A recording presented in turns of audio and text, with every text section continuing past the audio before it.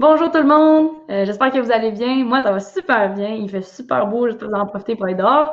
Et là, aujourd'hui, on a une émission vraiment spéciale. C'est ma deuxième émission de l'Écho d'Evelyne. Si vous étiez là la semaine passée, je suis vraiment contente que vous soyez de retour. Si vous êtes nouveau, ben on va apprendre ensemble qu'est-ce qui va se passer aujourd'hui. Dans le fond, moi, je m'occupe de parler de l'Écho d'un peuple.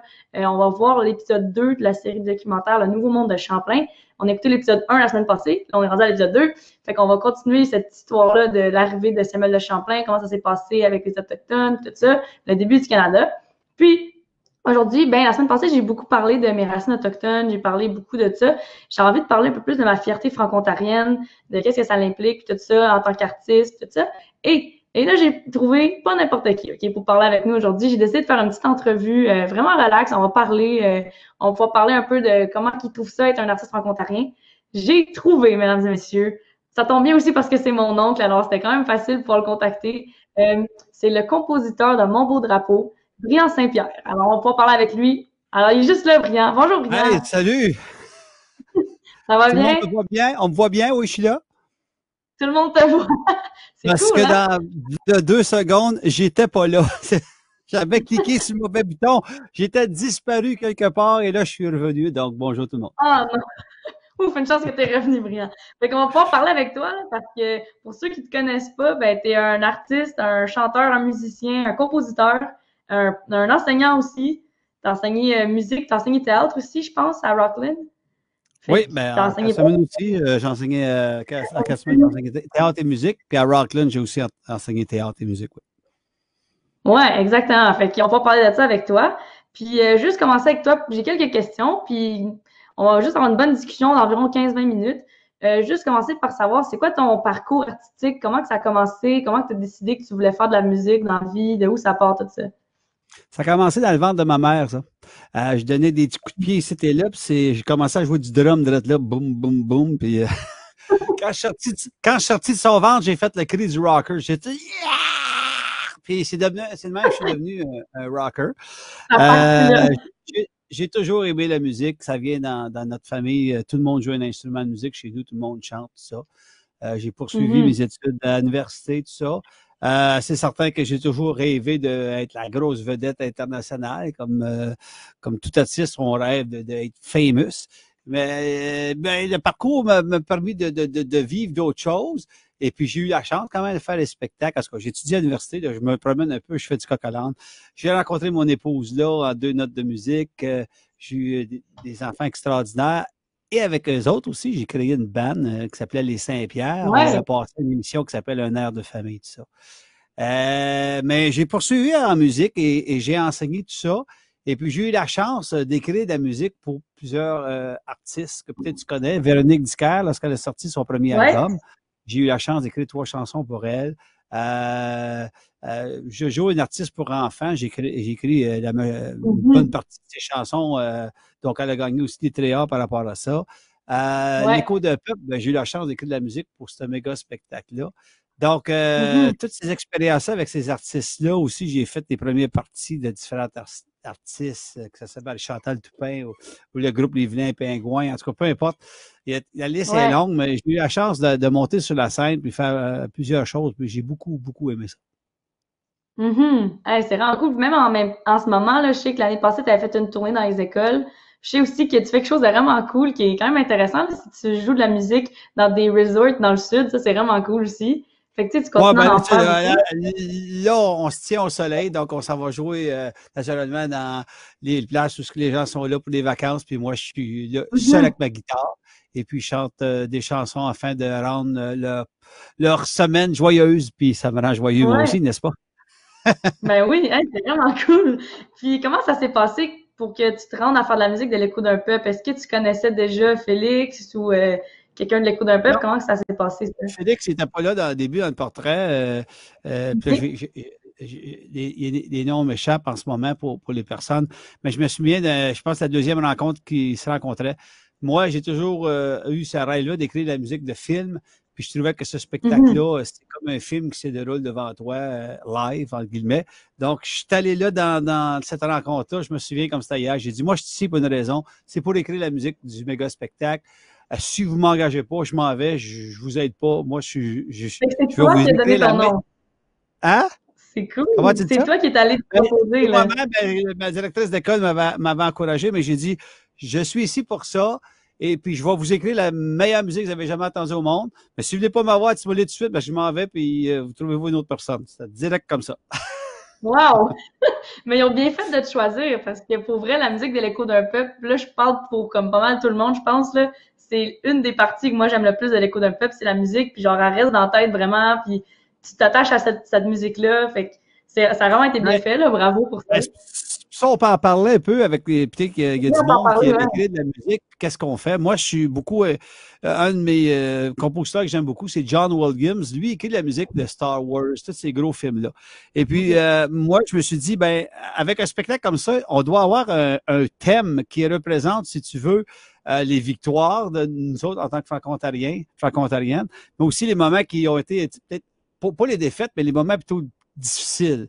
Donc, je ne sais pas si tu entends mon piano clairement. Moi, de faire, en ce moment, je te joue.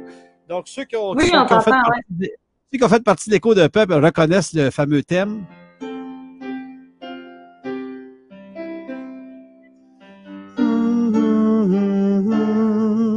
ouais. Et là, ça continue. Ça, c'est le thème Il reste majeur. Ça, dans c'est la tête, ce thème-là. le thème des victoires. Mais quand ça commence, on a le thème mineur qui est. Ba, da, da, da, da. Mhm. La, la, la, la, la. Maintenant, ça, c'était mes deux thèmes. Et puis ça, quand j'ai écrit la musique, je m'en souviens, j'étais justement chez ta grand-mère et ça faisait des heures et des heures chez nous que je niaisais avec le thème au piano. Et puis quand j'étais chez elle, tout d'un coup, je continuais, puis je dis, ça, c'est mon thème majeur. Puis là, j'arrêtais pas de la jouer encore, parce que je me dis, il faut que ça me reste dans ma tête quand je vais retourner en studio Ouais. pour pouvoir écrire. Maintenant, ce qui serait intéressant, c'est vite fait, puis tu m'arrêteras si j'en dis trop, Oui. mais dans tout Ok, spectacle, donc, on retrouve ce thème majeur-là et ce thème mineur. Donc, exemple, quand le narrateur parle au début,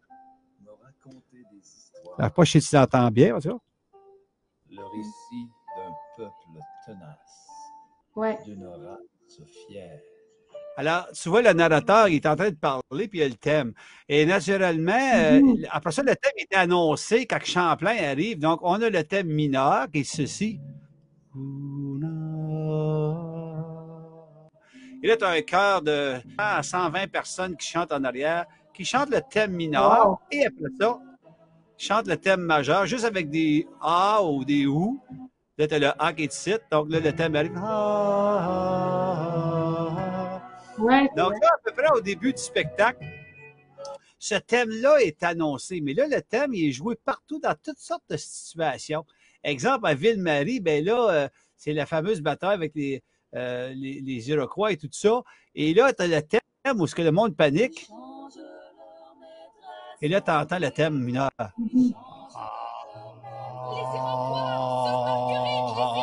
Alors, tu as les voix qui sont en train de chanter. Le thème Ça mineur. ramène toujours le thème. Là, tu as Dollard Desormeaux, naturellement, qui a gagné la bataille, mais sauf que lui est mort. Je ne sais pas si tu t'en souviens, il s'est fait exploser. Il a lancé la bombe. Puis quand il parle, il parle comme s'il est dans le ciel, mais il regarde la musique qui l'accompagne. Perrine, je te quitte. Adieu, mon ami Pierre. Alors, C'est le thème qui est encore là. Mais il est majeur, mais il est doux. C'est pas comme. Oui, c'est une victoire, mais il y a du monde qui sont morts par rapport à ça. Donc, je ne vais pas le mettre trop fort. Même le thème de ceci, quand tu entends le thème de l'Ode à la Nouvelle-France. Tant d'offres de l'Élysée. Ouais, je me rappelle de cette chanson. Ben, ça, c'est le thème. La, la, la, la. Mais plus saccadé. Badam, badam, badam, avec une note de différence. Mais c'est le même thème. Ah, tu savais pas ça, hein? C'est le même thème. La bataille du Fort Rouillé, quand ils se battent tous à un moment donné, mais écoute bien ça, ça va de même.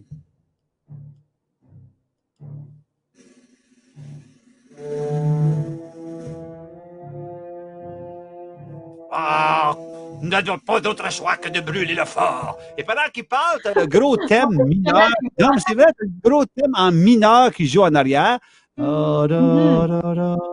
C'est ce thème-là. Hey, même Joe, quand il parle de Joe Montferrand qui va se battre, je vais voir si tu vas reconnaître le thème. Regarde bien ça. Des tricks, toi, toute une gang de shiners. Ben oui, ils se pensaient bien fort. Jouer à la musique à bouche, t'entends le petit thème en arrière. Wow. Incroyable, hein? Donc, pendant tout le show, excellent. les gens entendent un thème mineur. Hey, le Typhus, regarde bien ça. Ça, c'est le thème mineur. Da, da, da, da. Mais naturellement, il est modifié, il est plus vite, il est plus dramatique, mais c'est toujours le même thème. La revanche des berceaux, quand le curé... Hein? J'ai-tu des questions? C'est toujours ces thèmes-là que tu réutilises. C'est ça qui est... C'est vraiment... Comme je savais pas du tout, là, c'est vraiment impressionnant. Je trouve ça cool au bout. T'en as deux autres, puis je finis avec ça. Les mines, quand ils sont pris des mines. Écoute ça. Écoute ça, Evelyne.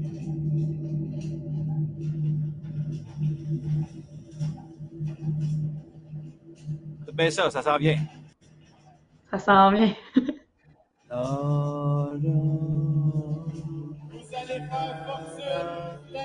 C'est dans les grosses basses notes, t'entends ça. Des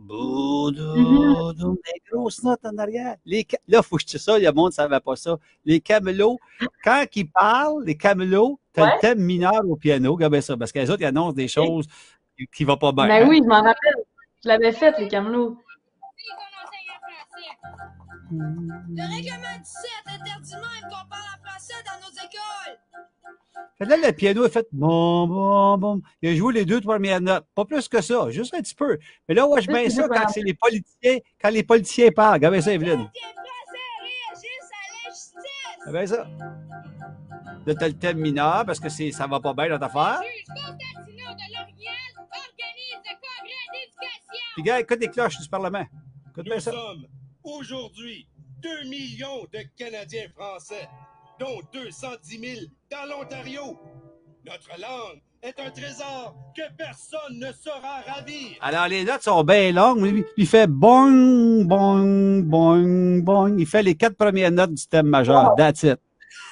Même dans les cloches, c'est le thème. Dans les cloches du Parlement, t'entends le thème, mais vraiment, là. Puis c'est là, pendant tout le show, t'as tout le temps. Les policiers, tu sais, la musique, quand les gens, la musique un peu style cartoon, là. Ouais. Avec les écolières. Le thème.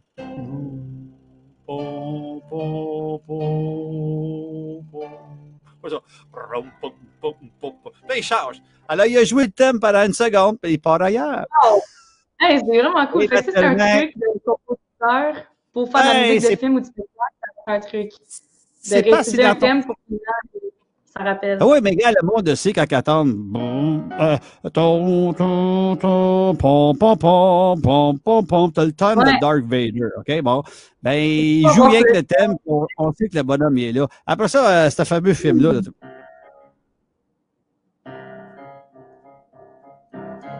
C'est jazz. T'as deux notes, mais c'est un thème qui rentre dans ta tête. Maintenant, dans l'écho d'un peuple, c'est pour ça qu'à la fin du spectacle, quand les gens chantent toute la chanson finale que tu connais,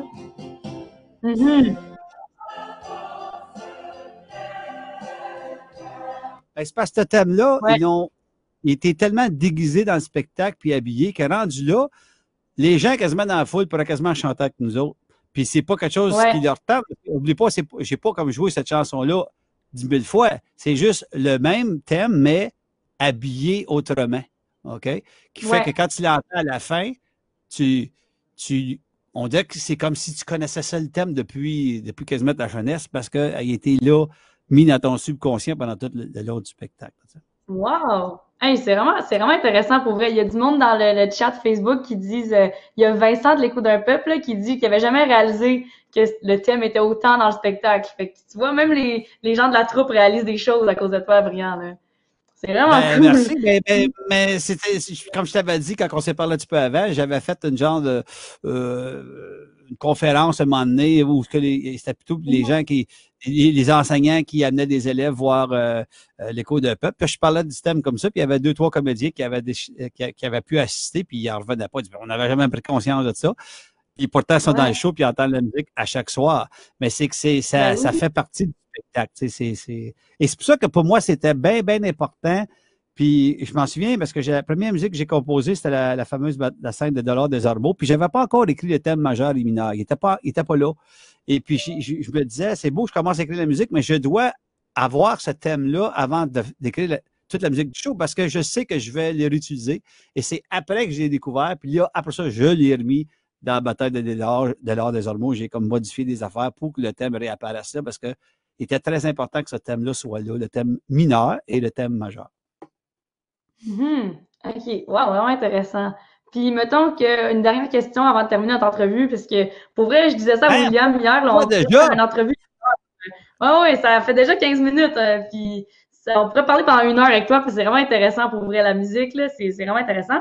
Là, un peu plus sur le côté franco-ontarien, ça serait quoi, selon toi, des défis, puis peut-être des avantages d'être un artiste franco-ontarien? Est-ce que ça t'a aidé dans ta carrière? C'est quoi les défis que tu as vus dans ta carrière en tant qu'artiste franco-ontarien? Faut appartenir à ce qu'on est, tu sais. Dans le sens que si Okay, j'essaie d'être une autre personne, je vais essayer d'être un Américain, mais je suis pas un Américain, je suis franco-ontarien. Donc, je peux m'apitoyer sur mon sort, mais moi, je trouve qu'au contraire, c'est un avantage parce que on n'est pas beaucoup. Puis, si on n'est pas beaucoup, ça ne veut pas dire qu'on est moindre, ça veut dire qu'on est spécial, qu'on est unique. Et puis, si on le voit comme ça, ben là, on peut apporter notre richesse franco-ontarienne dans différentes sauces des arts ou peu importe, parce qu'on a ce côté-là qui est unique et qui est spécial. Et puis, je pense que c'est le même qu'il faut le voir. Moi, je suis fier d'être franco-ontarien. Dans mes classes avec mes élèves ou ailleurs, j'ai toujours tenté de pousser cette fierté-là d'être francophone. Oui, tant mieux, si on peut parler plusieurs langues, tout ça, mais à la base, je suis franco-ontarien et puis j'en suis très fier. Wow! Bien des applaudissements. Merci. Wow! Mais pour eux, c'est genre une réponse parfaite, brillant, là. C'était parfait. C'était touchant. C'est pas parfait parce que ça n'a pas toujours été comme ça. C'est un cheminement d'être franco-ontarien parce qu'au début, tu veux être américain. Dans le sens, c'est la musique anglophone américaine, on disait que ça rock plus, tout le kit. Donc, c'est toute cette bataille-là à un moment donné. Mais on a une couleur qui est la nôtre, puis c'est important de pas la cacher, de dire hey, je suis comme ça. Puis oui, tu peux, comme je te dis, tu peux parler différentes langues, mais de savoir qui qu'on est, puis d'en être fier, puis de promouvoir aussi cette langue de francophone à tous les jours, c'est possible. Wow! Eh ben, bravo, Brian. Merci beaucoup d'avoir pris le temps de nous parler. Pour vrai, il y a plein de monde dans le chat qui sont en train de dire comment c'est intéressant, comment ils apprennent des choses par rapport à l'écoute d'un peuple. Fait que merci beaucoup. T'as-tu une dernière chose à dire? J'essaie, oui, à 30 secondes. Là, comme vous voyez, les gens, là, maintenant, ils vont écouter la deuxième partie qui... Est-ce que tu as quelque chose à dire par rapport à la musique de l'épisode 2? C'est ça, justement, c'est juste 30 secondes. Donc, cette musique-là, on a réutilisé un petit peu la musique de Cours de Peuple, mais pas tant que ça. On avait le fameux thème oh, oh, oh, oh. Donc, ce thème-là, je l'ai réutilisé un peu aussi dans la vidéo. Mais naturellement, il y avait beaucoup de musique autochtone, authentique qu'on est allé chercher. Donc, j'ai fait venir des gens en studio qui ont rechanté ces mélodies-là qui datent de je ne sais pas combien d'années, de centaines d'années, tout ça. Et puis, essayer de recréer cette ambiance-là, univers sonore de cette époque-là et la musique qui habite cette époque-là. Naturellement, il y a ce thème-là du chant-thème qui revient peut-être un peu une fois de temps en temps, mais c'est pas nécessairement la même chose que le méga spectacle où j'ai 2 heures de temps à travers la musique de retenir le souffle du spectateur jusqu'à la fin. Là, ça fait pas combien de temps la vidéo? C'est une trentaine, 20 minutes, c'est ça? C'est ça. Donc, ça donne une idée de rentrer dans cet univers-là des Autochtones et des premiers arrivants qui sont arrivés au Canada.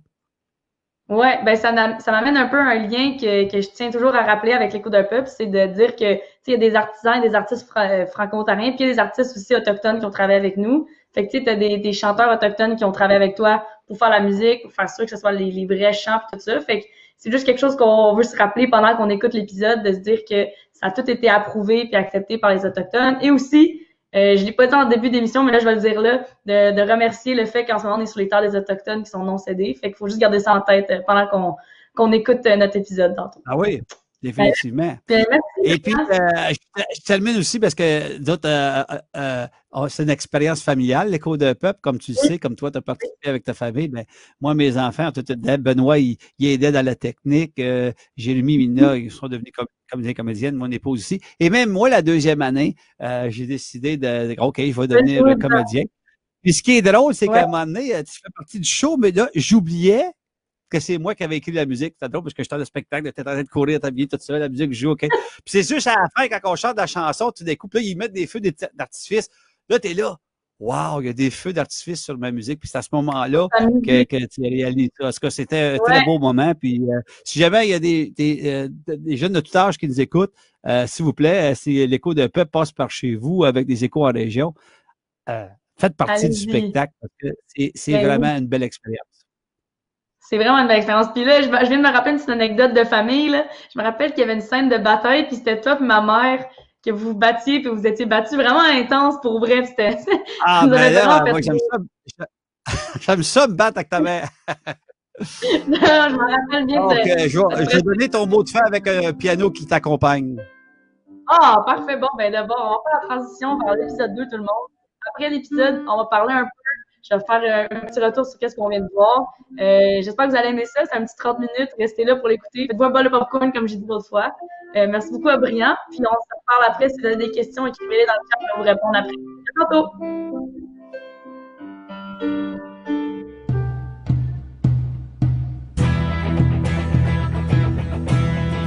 Kichimiigwech, Kichisipi Anishinaabe, Ho.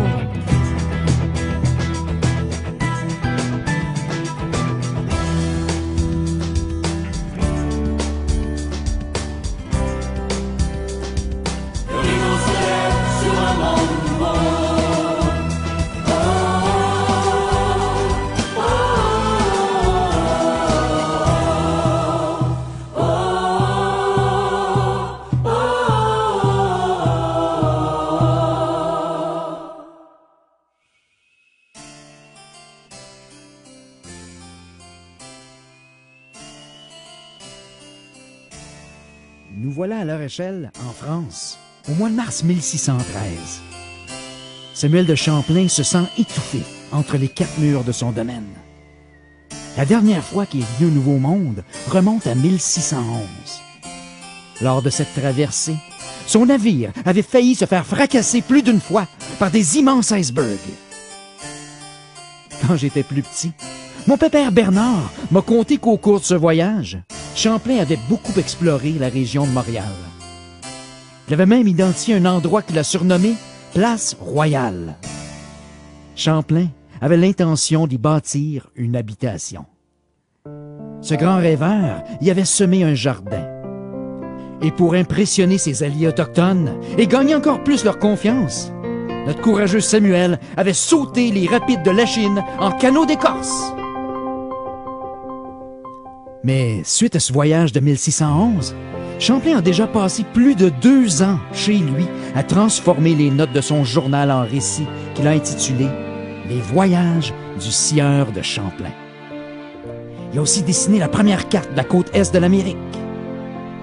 Grâce aux détails que le jeune Étienne Brûlé lui a donnés, on observe que le fleuve Saint-Laurent mène vers de grands lacs autour desquels on peut rencontrer de fascinants peuples indigènes et découvrir plusieurs richesses encore inconnues. Mon grand-père Yves admire énormément Samuel de Champlain, entre autres parce qu'il est un écrivain passionnant. Mon grand-père possède même une copie de son journal. Depuis que je suis toute petite, il me raconte plein d'anecdotes sur le premier voyage de Champlain dans notre région, l'Outaouais. J'ai appris que depuis son premier contact avec mes ancêtres algonquins Anishinaabe, ça faisait déjà 10 ans que notre ami Samuel souhaitait remonter notre grande rivière, la Kichisipi, et tout le pays d'en haut. Mais quand il a appris que les Anglais menés par Henry Hudson avaient commencé eux aussi à explorer le pays dans les eaux glacées du Nord, aventurier comme il était, Champlain ne pouvait pas rester en place. Samuel avait grand besoin de prendre le large, de respirer l'air de la mer et surtout les parfums de sa Nouvelle-France. Il a écrit dans son journal Le désir que j'ai toujours eu de faire de nouvelles découvertes en la Nouvelle-France m'a fait chercher de plus en plus, d'autant que chacun voulant cueillir les fruits de mon labeur, en espérance d'arriver des premiers en ce pays. En 1613, Champlain se préparait donc à effectuer pour une 13e fois la dangereuse traversée de l'Atlantique avec son bon ami, le vieux capitaine Pont-Gravé. Il voulait venir explorer la Kitchissippi et tout le pays d'en haut. La Kitchissippi, pour qu'on s'en souvienne, c'est notre grande rivière qu'on nomme encore par habitude la rivière des Outaouais, même si ces derniers n'ont jamais habité. L'éclaireur Nicolas de Vigneault a raconté à Samuel que, l'hiver précédent, grâce aux Algonquins du chef Tessouat, il s'était lui-même rendu par la Kitchissippi jusqu'à la mer du Nord, la baie d'Hudson. Cette nouvelle m'avait fort réjoui. Je trouverai bien près ce que je pensais bien loin. Je fus joyeux sur l'espérance de voir cette mer tant désirée. Nicolas lui a juré qu'il a même vu l'épave d'un navire anglais qui s'était échoué dans cette fameuse mer du Nord, et même que 80 Anglais y auraient perdu la vie. Champlain s'est dit qu'en remontant l'Outaouais avec cette expédition, il pourrait renforcer son réseau de traite des fourrures et prendre possession du territoire au nom du roi de France. Mais Samuel rêvait surtout de trouver enfin, à partir de la baie d'Hudson, une route vers le Pacifique. Champlain ferme les yeux. Il revoit l'image de cette grande mer salée, cette fameuse mer Vermeille. Et surtout, en retrouvant cette mer par le nord, il trouvait enfin la route vers la Chine, ses épices, sa soie et ses trésors. Moi, quand ma coucou Manaïm raconte comment nos ancêtres ont accueilli et guidé les premiers Français au pays voilà 400 ans, son ton de voix transmet autant de la joie que de l'inquiétude. Elle m'explique que le grand voyage de Samuel de Champlain en 1613 dans notre région a changé le destin de notre peuple, pour toujours. Ma grand-mère me répète souvent « Julie, pour nos ancêtres qui ont accueilli Champlain, c'était un peu comme quand quelqu'un embarque dans un canot pour la première fois de sa vie. La personne qui était déjà là peut perdre tout son équilibre. » Mon grand-père Yves raconte que Samuel de Champlain est parti à l'aventure avec seulement une poignée d'hommes. Parmi ceux-ci, son fidèle interprète Thomas Godefroy et l'intriguant Nicolas de Vigneault. Ayant quitté Québec depuis la mi-mai, l'équipage a remonté le fleuve Saint-Laurent et fait escale à l'île Sainte-Hélène à Montréal. Champlain a nommé cette île ainsi en l'honneur de sa jeune épouse, Hélène Boulay. Sur cette île se retrouve aujourd'hui la Ronde avec tous ses manèges. Au rapide de la Chine, qu'on appelle Saint-Louis, Samuel de Champlain a rencontré des Algonquins de l'Outaouais. Ce sont mes ancêtres. Vous vous souvenez de notre vrai nom? Nous sommes les Kitchissippi Anishinaabe, ce qui veut dire les vraies personnes de la Grande Rivière, les gens vrais.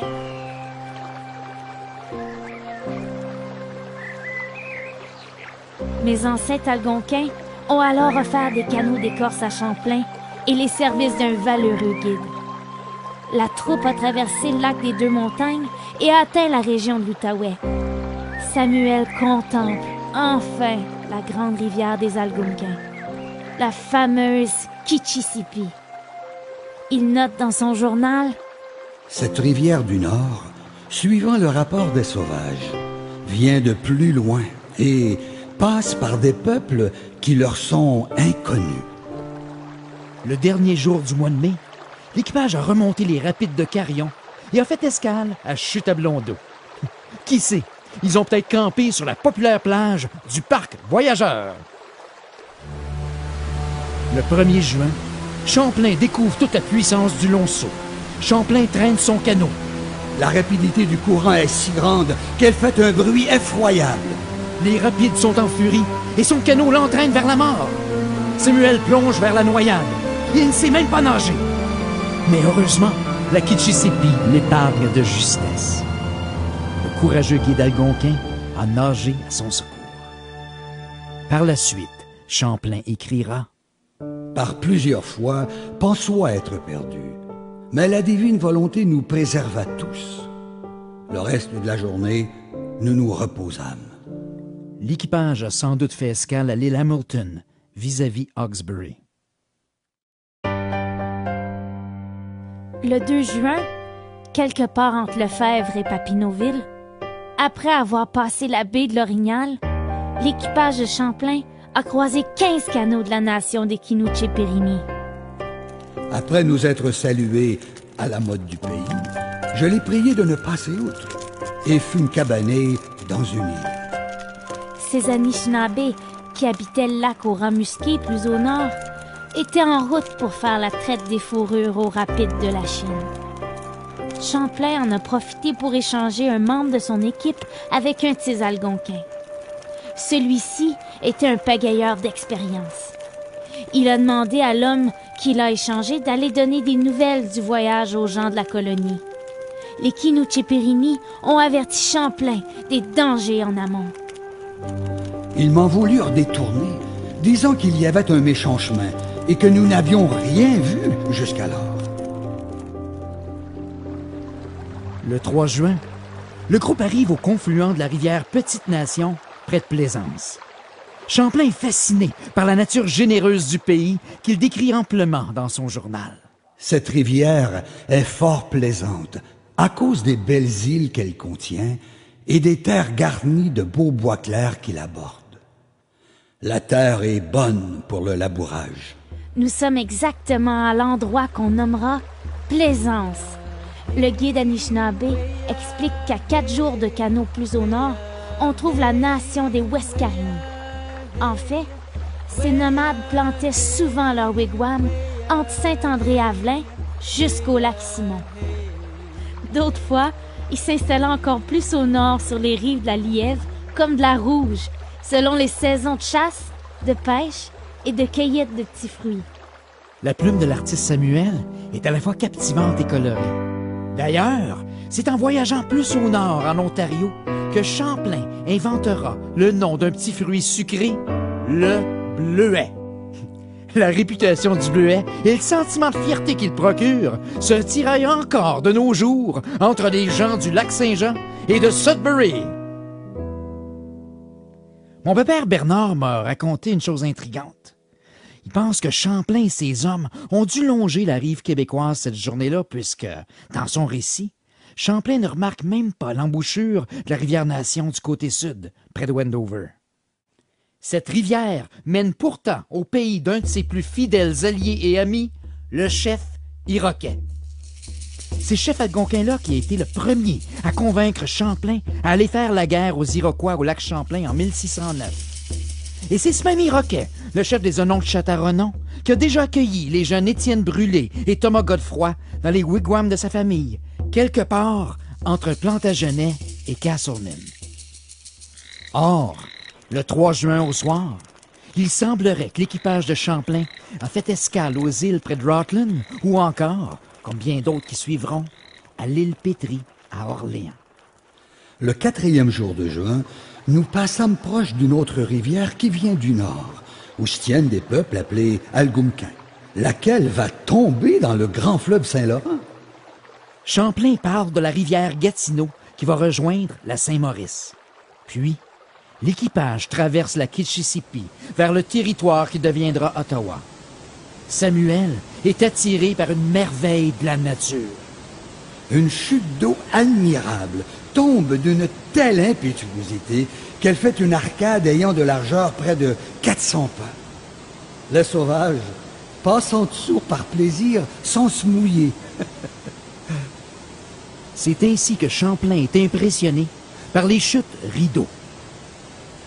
L'écho de ce nom de l'époque de la Nouvelle-France retentit toujours dans la capitale.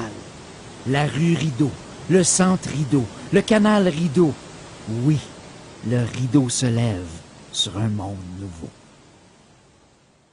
Les voyageurs poursuivent leur périple sans savoir qu'ils longent les rives sur lesquelles seront bâtis le Parlement canadien et le Musée canadien de l'histoire, anciennement des civilisations. Pégayant toujours à contre-courant, l'équipage découvre une chute sacrée. Les sauvages l'appellent Asticot, qui veut dire chaudière. Cette chute d'eau mène un tel bruit dans ce bassin que l'on l'entend de plus de 2 lieues. Champlain assiste à une cérémonie intrigante. Nos guides Anishinaabe entraînent Thomas et Nicolas dans un rituel de danse et d'offrande de tabac pour calmer le dieu des eaux troubles. Kokumanae m'a déjà expliqué que nos anciens faisaient cette cérémonie pour obtenir de meilleures conditions pour la suite du voyage sur la Kichisipi.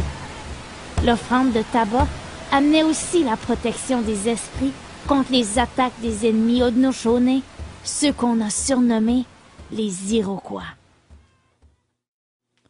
Ensuite, comme il leur arrive souvent de le faire, les voyageurs doivent faire du portage, c'est-à-dire transporter sur leur dos et à bout de bras canots, vivres, bagages, armes, pagaies et instruments. Ils étaient rendus à cet endroit qu'on désigne aujourd'hui la place du portage, au centre-ville de Gatineau. Champlain sort son astrolabe. Je pris la hauteur du lieu et trouvé 45 degrés. Avec Champlain, pas besoin de GPS. La chute chaudière est exactement à 45 degrés. C'est un navigateur extraordinaire. Oui, mais moi, mes ancêtres n'avaient pas besoin de ce petit cadran qu'on pointait vers l'étoile du Nord. Pour trouver leur chemin, ils observaient la nature. Un peu plus tard, Champlain a traversé le lac des Chênes, vis-à-vis les actuelles villes d'Elmer et de Kanata. Où il y a de fort belles îles remplies de vignes, de noyers et autres arbres agréables. Et s'y trouve une racine qui teint en couleur cramoisie, de laquelle les sauvages se peignent le visage. Les canotiers passent sans doute la nuit sur l'île Moore.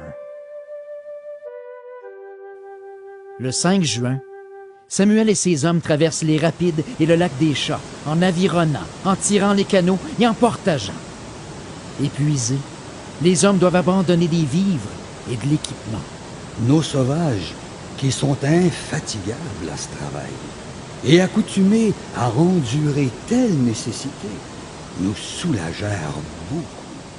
Là où se trouve maintenant Arnprior, l'équipage a croisé la rivière Madawaska, sur laquelle, en amont, on retrouve la nation des Matuescarini. Champlain note que les rives du lac ont presque toutes été brûlées par ses premiers habitants. On fait escale pour la nuit sur une petite île au nord de Braeside. Comme ailleurs en chemin, on plante une croix aux armoiries de France sur cette île que Champlain nomme île Sainte-Croix. Nos 2 guides Anishinaabe ont dû vraiment rien comprendre à ce rituel. Champlain prenait possession du territoire au nom du roi de France. Mais pour nos ancêtres, comme me conte Makoko Manae, cette cérémonie de la croix ne fait aucun sens. Personne ne peut posséder Mère la Terre. En plus de ça, même si Champlain avait demandé la permission à mes ancêtres de prendre possession du territoire, c'est certain qu'il n'aurait pas dit non. La valeur de l'harmonie est tellement importante dans notre culture qu'on évitait à tout prix de dire non. C'est comme si le mot non existait même pas en algonquin. Le 6 juin, les explorateurs remontent le lac des Chats et les rapides des Chenaux vers le portage du fort. Les Algonquins ont alors de vives discussions avec Nicolas de Vigneault. Ils se contredisent sur le chemin à prendre. Nicolas affirmait qu'il n'y avait aucun danger par les sauts et qu'il fallait passer. Nos sauvages lui disaient « Tu es lassé de vivre ?» Je suivis l'avis des sauvages. Champlain a alors enfin décidé de suivre les conseils de ses guides Anishinaabe. Il bifurque de la grande rivière des Outaouais pour faire un long portage vers le lac du Rat-Musqué. Épuisés et affamés après n'avoir mangé qu'un peu de poisson 24 heures auparavant, Champlain et ses hommes deviennent eux-mêmes un succulent repas. Ils se font manger par les moustiques. C'est justement Port-à-Jean, près de l'actuelle ville de Cap-Dune, que Champlain aurait perdu ce qui deviendra plus tard un des plus grands symboles de la Nouvelle-France, son précieux astrolabe. Nous eûmes beaucoup de peine à faire ce chemin par terre, étant chargé seulement pour ma part de 3 arquebuses, autant d'avirons et quelques petites bagatelles. Mon père m'a conté que l'astrolabe de Champlain sera retrouvé par un jeune cultivateur de 14 ans, plus de 250 ans plus tard, c'est-à-dire en 1867, l'année de la Confédération du Canada. C'est un petit peu comme si le père de Nouvelle-France voulait nous rappeler son rêve d'un nouveau monde, d'un grand pays qu'il fallait bâtir en sincère amitié avec ses premiers habitants. Mon père me rappelle toujours qu'ici au Canada, on peut difficilement comprendre comment l'être humain peut devenir égoïste, affreux et violent en cherchant du pouvoir. On peut y perdre toute sa famille. Heureusement, en rencontrant ma mère puis mes grands-parents, mon père s'est fait une nouvelle famille ici au pays, un nouveau monde. Quand j'étais plus jeune, mon père me taquinait en me faisant croire que c'est pour cette raison-là que sur sa statue à Ottawa, Champlain tient son astrolabe à l'envers. Pour ne jamais oublier que sans l'amitié puis le respect, on peut perdre le nord. Aujourd'hui, on peut admirer l'astrolabe de Champlain au Musée canadien de l'histoire. Le 7 juin, la troupe de canotiers arrive au lac du Raz-Musqué et fait la rencontre de Nibashi, qui était sans doute le chef des Kinuche-Périni.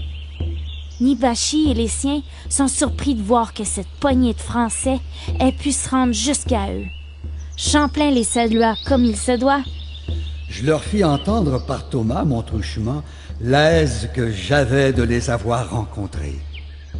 Pendant que ses compagnons échangent avec ses Anishinaabe, Champlain note dans son journal que nos anciens faisaient de l'agriculture sur le sol qu'ils avaient brûlé. Champlain avait vu cette technique chez les Autochtones de la Floride. Ils me montrèrent leur jardinage et champs où il y avait du maïs. Leur terroir est sablonneux et pour ça donne plus à la chasse qu'au labeur. Oui, mes ancêtres Anishinaabe vivaient vraiment en profonde harmonie avec Mère la Terre. C'est ce qu'ils enseignaient à leurs enfants, le respect et l'amour de la nature, de tout ce qui vit autour de nous et aussi de soi-même. De nos jours, c'est à mon tour d'essayer de transmettre cette façon d'être auprès des gens qui m'entourent. Mes ancêtres ont partagé ce territoire avec les Européens et ont souvent fini, un peu, par s'y perdre. On doit travailler ensemble, recréer la force du cercle, retrouver la puissance de l'équilibre.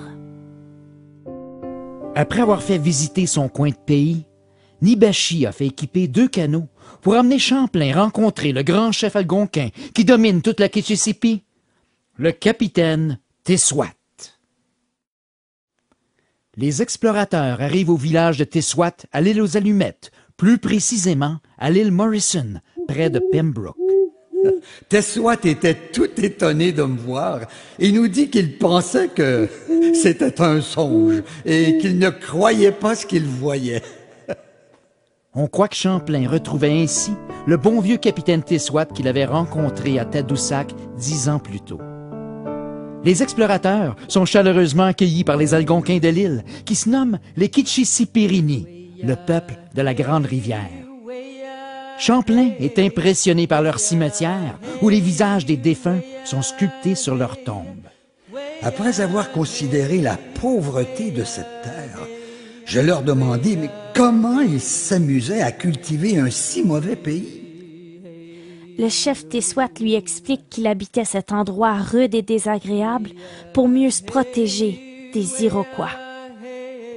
Il ajoute que si Champlain voulait bâtir un fort dans la région de Montréal, comme il l'avait promis, son peuple déménagerait avec les Français. Mon grand-père Yves surnomme Tissouat le douanier de la Kitchissippi. En réalité, notre chef Tissouat vivait sur cette île pour mieux contrôler tout le trafic et le commerce des fourrures sur notre grande rivière des Outaouais. Le père Bernard m'a dit que c'est au cours des 2 jours suivants que ce voyage rempli de merveilles au pays d'en haut deviendra un vrai cauchemar. À la demande de Champlain, Tessouat a invité d'autres chefs Anishinaabe à un grand festin pour faire tabagie, pour confirmer leur alliance avec les Français et pour célébrer leur amitié. Tous les envoyés vinrent avec chacun son écuelle de bois et sa cuillère. Tessouat leur distribua une manière de bouillie faite de maïs et du poisson bouilli à part. Pour le boire, nous avions de belles eaux claires. Après avoir fumé la pipe avec les Algonquins, Champlain fait part de ses intentions, sans toutefois parler de son désir de se rendre à la fameuse mer du Nord. Je leur fis entendre que le sujet de mon voyage n'était autre que pour les assurer de mon affection, les assister en leur guerre, reconnaître la fertilité de la terre, les lacs, rivières et mers qu'ils m'avaient dit être dans leur pays. Puis, Champlain demande aux Anishinaabe des canots et des pagailleurs pour le conduire jusque chez les Nipissing, qui habitent un lac plus au nord, dans la région de North Bay. Tessouat dit qu'il m'avait toujours reconnu plus affectionné en leur endroit et que je montrais bien être leur ami, qu'ils me voulaient du bien, comme à leurs enfants propres. Lorsque Champlain raconte qu'il veut explorer plus au nord, Tessouat sent le besoin de protéger son pouvoir et son contrôle sur l'Outaouais. Il redoute que les Français viennent perturber tout l'équilibre des échanges établis entre les Anishinaabe. Notre bon vieux Tessouat, comme le décrit Champlain, devient plus ferme et reproche à Champlain son absence et ses rendez-vous manqués lors des 2 dernières années. Comme on ne peut dire non dans notre culture, les Kichisipirini hésitent beaucoup, mais acceptent de mener Champlain chez les Nipissing. Il leur déplaisait fort de telle entreprise pour les peines que j'y endurerais, que ces peuples étaient sorciers et qu'ils avaient fait mourir beaucoup de leurs gens par sort et par empoisonnement. Tessouat consulte alors les siens et change d'idée. Champlain insiste plus fort, mais le chef algonquin lui répète que cette expédition est beaucoup trop dangereuse. Je leur fis réponse que j'étais fâché de ce qu'ils se montraient si peu mes amis. Champlain revient à la charge et dit à Tessouat que toute cette histoire de danger était exagérée, puisque Nicolas avait fait lui-même ce voyage vers le nord l'hiver précédent. Tessouat dit à mon imposteur, « Nicolas, tu es un assuré menteur. Tu sais bien que tous les soirs, tu couchais à mes côtés avec mes enfants. Si tu as été vers ces peuples, ça a été en dormant. » Tessouat reproche au jeune éclaireur d'avoir été méchant au point d'entraîner Champlain dans un périple qui mettait sa vie en jeu. Nicolas jure sur sa propre vie que tout ce qu'il disait était vrai. Pendant cette discussion, Thomas est venu avertir Champlain que les Algonquins envoyaient secrètement un canot avertir les Nipissing de leur arrivée. Champlain dévoile alors son plan de se rendre jusqu'à la mer du Nord. Je leur répliquai que mon homme avait été en cette contrée avec un parent de Tessouat, qu'il avait vu la mer et le bris d'un vaisseau anglais. Les Algonquins regardent Nicolas de travers et se jettent sur lui, le traitant à nouveau de menteur.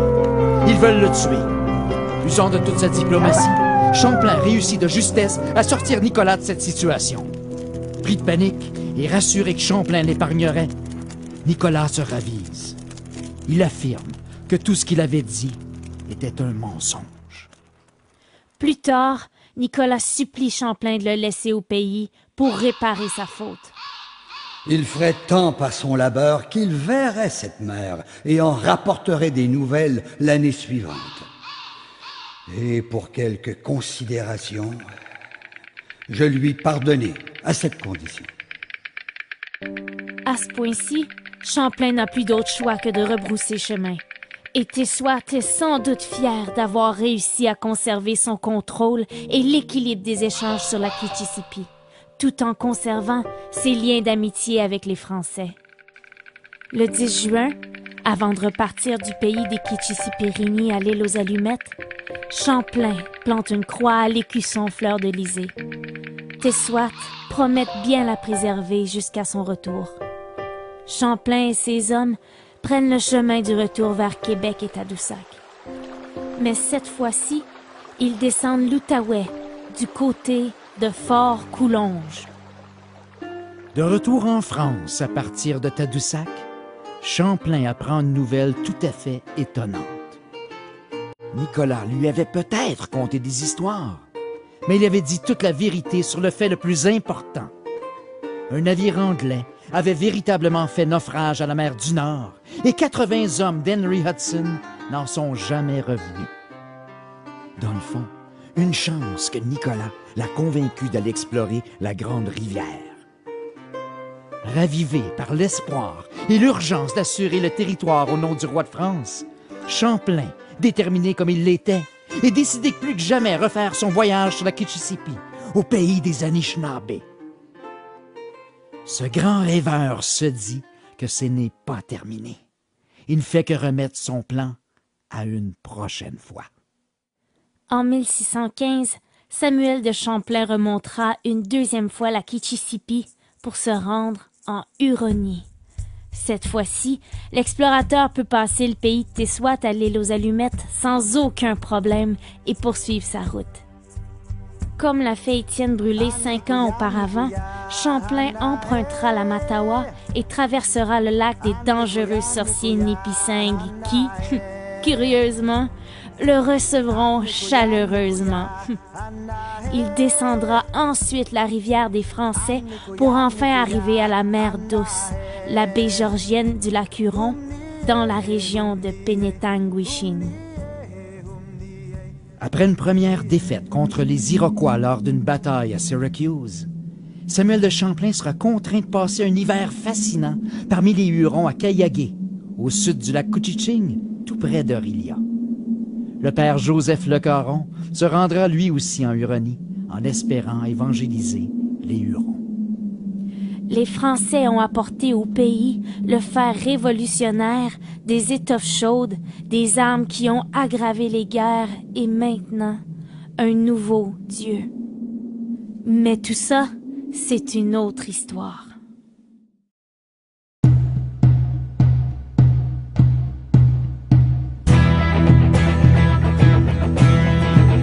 Miigwech, Kitchissippi Anishinaabe, Ho.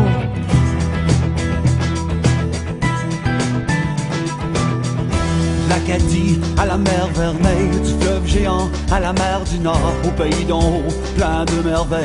Je crois en toi, on nous plus fort. Dans 400 ans, ce pays, toi le rêveur plus accueilli, nourri, guidé par des peuples fiers, montant ensemble la grande rivière.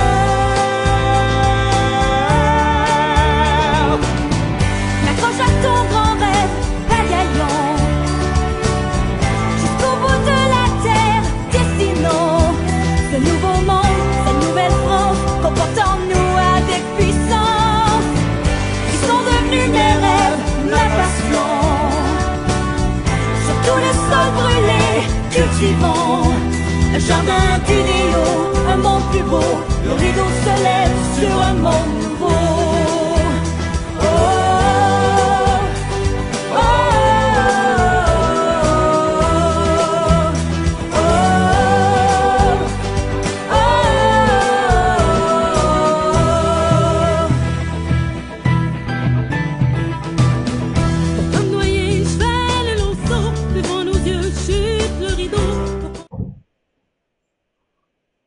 Bonjour! J'espère que vous avez aimé le deuxième épisode. Moi, en tout cas, j'ai trouvé ça intéressant. J'ai appris plein de choses. Je vais pouvoir vous en parler un peu. Il me reste un petit 5 minutes avec vous avant de se quitter, malheureusement.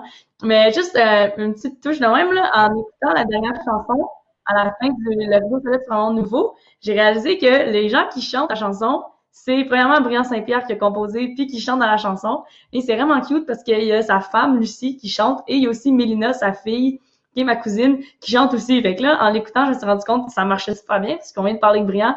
Puis même dans la chanson, on l'entend chanter avec sa famille. Fait que c'est super cute. Et ben là, j'ai noté quelques petites affaires que j'ai remarquées dans l'épisode. Je trouve vraiment intéressantes. Premièrement, on a vu des œuvres de Anaé.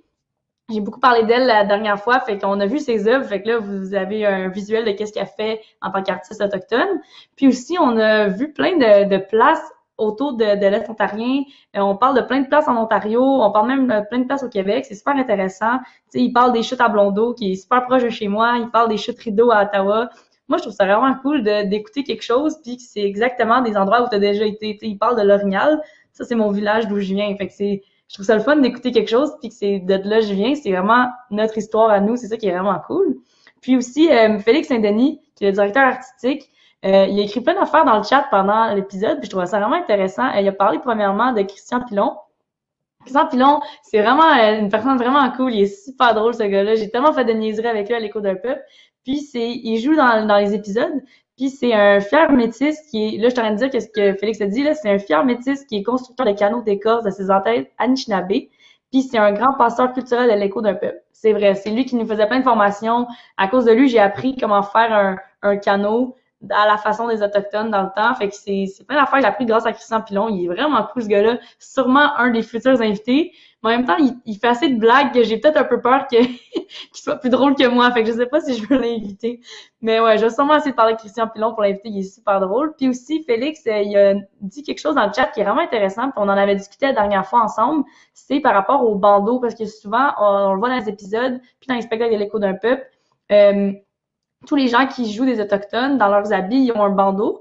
Puis Félix, il explique dans le chat que dans le fond, les bandeaux, c'est pas tellement un accessoire que les Autochtones utilisaient. Ils l'utilisaient un peu, mais c'est pas vraiment autant que nous dans la série. Mais c'est vraiment pour un côté plus pratique. Puis c'est vraiment intéressant. Ça l'aide à comprendre un peu comment ça fonctionne des fois des séries puis tout ça. Des fois, il y a des choses qu'il faut faire pour le côté pratique de la chose. Puis les bandeaux dans la série, c'est pour tenir les perruques. Parce que sinon, les perruques, ils ont l'air genre des porc-épics à la tête du monde, ou, comme Félix a super bien dit, faut pas avoir l'air de rocker des années 1980.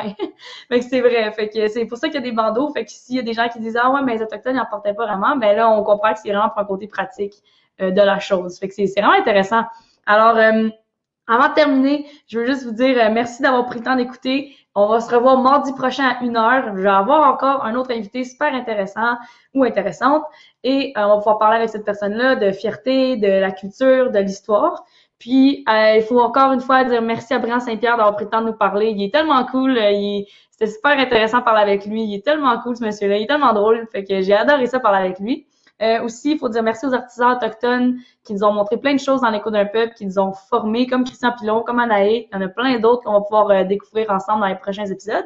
Il faut aussi dire merci au CSD-CAO et aux autres conseils scolaires de l'Ontario qui nous permettent de faire ces choses-là, qui depuis des années encouragent l'écho d'un peuple. Et il faut dire merci au ministère de l'Éducation. Alors voilà tout le monde, ce fut un plaisir. Est-ce que je suis rentrée dans mon temps? Je suis exactement rentrée dans mon temps. Encore une fois, parfait. Ben, passez une belle journée. Profitez-en, il fait beau. Sortez dehors. Puis on se voit pour le prochain épisode, mardi à 13h. Bye tout le monde, bonne journée.